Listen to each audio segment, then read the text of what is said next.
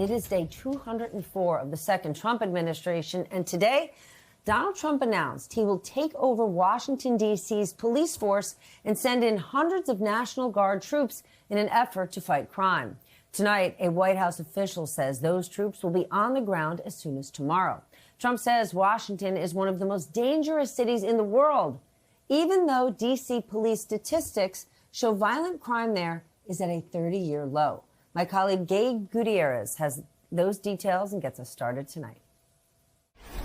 In the nation's capital tonight, a dramatic change after crime scenes like these. President Trump declaring a public safety emergency, deploying 800 National Guard troops to D.C.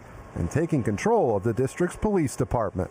This is Liberation Day in D.C., and we're going to take our capital back. That federal takeover can last up to 30 days without congressional approval. The troops set to fan out across D.C. over the next week, the White House says, to protect federal assets and deter violent crime.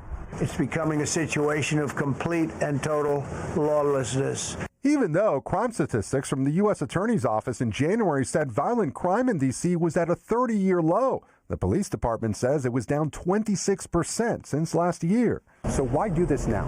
Crime has gone down. Gone down from what? Gone down from when? Crime is way too high in the district.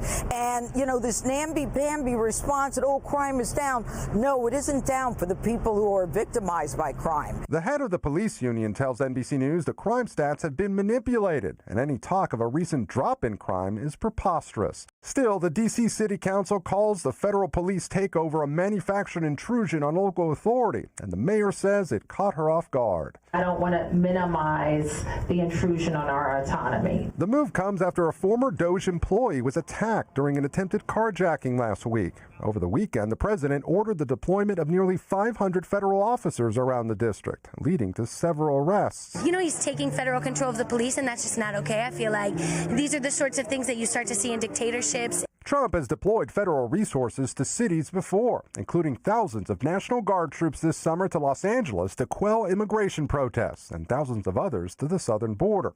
The president saying federal intervention in other cities like New York and Chicago could be next. We're not going to lose our cities over this, and this will go further. We're starting very strongly with D.C., and we're going to clean it up real quick. As Trump talks about reducing crime in D.C., I'd like you to remember this. One of his very first actions when he took office in January was to pardon over 1,000 criminals who took part in the January 6th riot in Washington, D.C. at the Capitol. As far as how long this takeover will last, the law says it can only go for up to 30 days unless Congress passes an extension. A White House official tells NBC News it is expected to last 30 days, but that could change depending on what the administration decides. With that, let's get smarter with the help of our lead-off panel tonight. Luke Broadwater is here, Pulitzer Prize-winning White House correspondent for The New York Times. Susan Glasser joins us, staff writer for The New Yorker. David Drucker, senior writer at The Dispatch. And Barbara McQuade, a veteran federal prosecutor and former U.S. attorney for the Eastern District of Michigan. Barb, you know you're up first on this one. As someone who's worked for the Department of Justice, what is your reaction to this federal takeover of Washington? Are there any limits of Trump's sort of power here? Yes, there are. So he does have some powers. For example, the power to call up the National Guard. D.C. is unique in that regard, that the president can call up the National Guard. But this idea that he can use emergency powers to take over the D.C. Police Department is not accurate. It does provide him with the ability to use local police officers to assist in a federal emergency. But that is not what he's declaring here. What he's saying instead is he thinks that the D.C. Police Department are not doing an adequate job. And so what he wants to do is take it over and have the DEA, federal agents, do the work of the local police. If he really wanted to address violent crime in Washington, D.C., there's some very good models for doing that with cooperative task forces. They're done with FBI, DEA, ATF, and local police departments. But what's important in those settings is it is the local police departments who control the strategy and who are in charge of those task forces. This idea of coming in and ousting and supplanting the local police department strikes me as a lot of show and an effort to try to look tough on crime, especially as we heard in a time when the police department in Washington, D.C. is doing a pretty good job of reducing violent crime in their city. But tough on crime, Barb, how? Because what exactly is the National Guard trained to do? Because it's not like there are soldiers marching around D.C. Police officers are trained to protect civilians. Yes, I really think this is much more of a political show than effective law enforcement. If they really cared about effective law enforcement, they would have police officers on the streets providing funding for more resources for Washington, D.C. Police Department, having federal agents conduct more of a support role and not a takeover role. So I think this is a lot of show to demonstrate that democratically led cities are weak on crime, and Donald Trump is going to come in and clean that all up. So I think it's a lot of tough talk. I'll be surprised if it has a positive effect. In fact, I worry that it could have a negative effect, because one of the essential qualities of a police department is to have the trust of the community that you serve. If instead police are viewed as an occupying army that are coming in to abuse the rights of its citizens, I worry that we'll see more civil unrest in the city of Washington, D.C. Luke, what do we know about the White House's plan here? Yeah, I mean, I think Barb is right that there's a lot of show here and also a lot of confusion. If you listen to Mayor Bowser's press conference and the police chief's press conference, they were surprised by this. They were not consulted on these executive orders. They didn't know about them.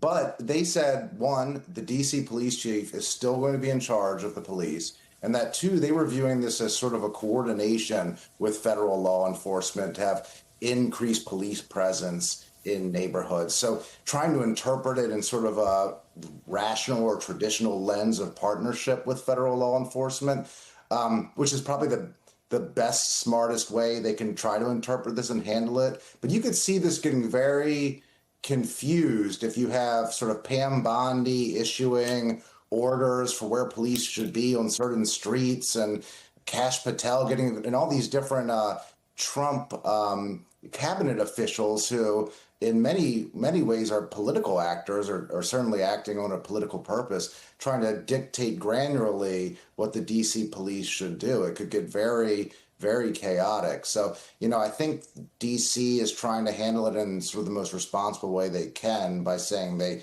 view this as like a partnership. Yeah, you could see this going very badly. Susan, just like in Los Angeles, what the president is doing is declaring something is an emergency. And by doing that, it gives him more power. Where could this road take us, especially if Republicans in Congress give him the green light to do it? Yeah, Steph, I'm really glad you brought that up, because I was really alarmed just to listen to the clip that you played earlier in the show here, where it says that we're just getting started. Donald Trump, once again, is, telling us what his plans are. And, the question is whether people are listening. He's not going to stop at the District of Columbia, just as he didn't stop in Los Angeles. This is a playbook. It's a playbook, by the way, and a play that he wanted to run all the way back to his first term in office, when he wanted to invoke the Insurrection Act in order to put troops in the streets to quell domestic political disturbances during the Black Lives Matter protests. At the time, he still had some advisors around him who were willing to argue with the president and tell him that that was not how we do law enforcement in this country. It was not how we need to deal with that kind of protest. And, look at the contrast between that and Pete Hegseth and Pam Bondi standing beside him today. The message here that he wants to send is that national security is now about using the military on the streets of American cities to go after American citizens for civilian functions. And I think it's, first of all, a question of normalizing the idea that there's a constant flood of emergencies that enable this unchecked executive power. And, then when a real crisis hits the country, as opposed to a fake or manufactured crisis of a crime wave that in fact is not a crime wave, will Americans be so inured and so used to the idea that Trump somehow has this power because he's claimed it and invoked it and not been stopped before, that they simply go along with it when, we're actually in a big emergency. So that's one fear. And then two is just the sweeping expansion of executive authority that Donald Trump, only 200 days into his term, is claiming for the office of the presidency. That's what really strikes me today.